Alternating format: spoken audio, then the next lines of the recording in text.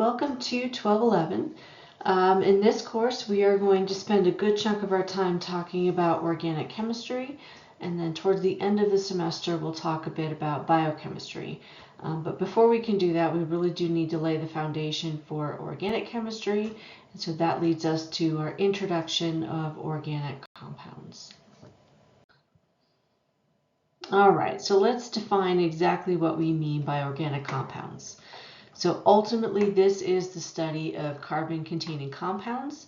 At a minimum, they must contain at least carbons and hydrogens. And so what we're going to see is that our simplest form of organic compounds are simply going to contain carbons and hydrogens, so something like methane.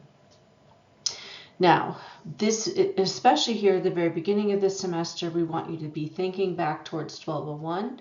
And what we talked about when we first started talking about covalent compounds and that octet rule. So that octet rule stands for 8. And what this means is that most of our compounds or most of our bonded elements in compounds, our elements are going to be satisfied at having 8 electrons in their outermost shell. The exception to this is hydrogen. Hydrogen is full when hydrogen has 2 electrons in its outermost shell. So the magic number that we're looking for is 8. And so these atoms are going to satisfy this octet rule by either forming single bonds, double bonds, triple bonds, and in some cases, and actually quite a few cases, you are going to see lone pairs. And so I've got a few examples here. Methylamine has carbons, hydrogens, and nitrogens. And so for hydrogen to have a satisfied octet, hydrogen's only ever going to form 1 bond. And we're going to talk about this in the next slide. But you are going to see, so like carbon here has 4 bonds, and so that carbon is surrounded by 8 electrons. It has a full octet. For something like nitrogen, so nitrogen here has 3 bonds and 1 lone pair. And then if I look over here at my oxygen, has 2 bonds and 2 lone pairs. And again, the octet is satisfied for both the nitrogen and the oxygen being surrounded by 8 electrons. So these are the ways that these atoms are going to do this.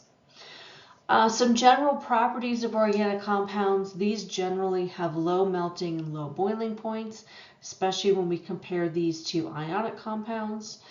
They're going to have a wide variety or wide range in solubility. Some of these compounds will be very soluble with water, and some of them will not be soluble at all with water. And then all of them do burn easily. So organic compounds are very flammable. Okay, and lastly, going back to 1201, we talked about something called HONC. These are the atoms that are the building blocks of life. These are hydrogen, oxygen, nitrogen, and carbon. And it is important for us to remember how many valence electrons these atoms all have and how many bonding sites they have as a result of those valence electrons. So as we talked in the previous slide, I said that hydrogen is an exception to the octet rule. Hydrogen is going to be full when it has 2 electrons. So the Lewis symbol for hydrogen looks like this. And so that hydrogen has 1 bonding site. It desperately wants to share another electron so that it will be full at 2 electrons around the hydrogen. Oxygen, so hydrogen's only ever going to form 1 bond.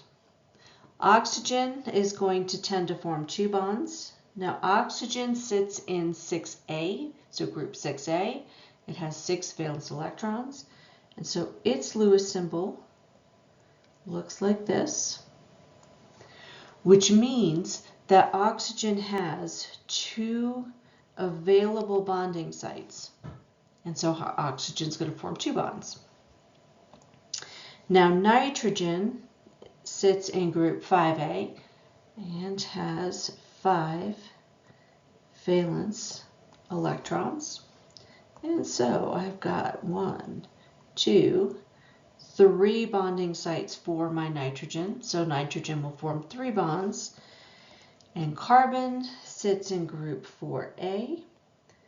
Carbon has 4 valence electrons, and so you can see for carbon, I've got 1, 2, 3, 4 bonding sites for carbon, and so carbon's going to form 4 bonds. So if you can remember HONC, remember hydrogen's 1, oxygen's 2, nitrogen's 3, carbon's 4, you've got it. And all of our chemical compounds that we talk about this semester are going to follow these rules.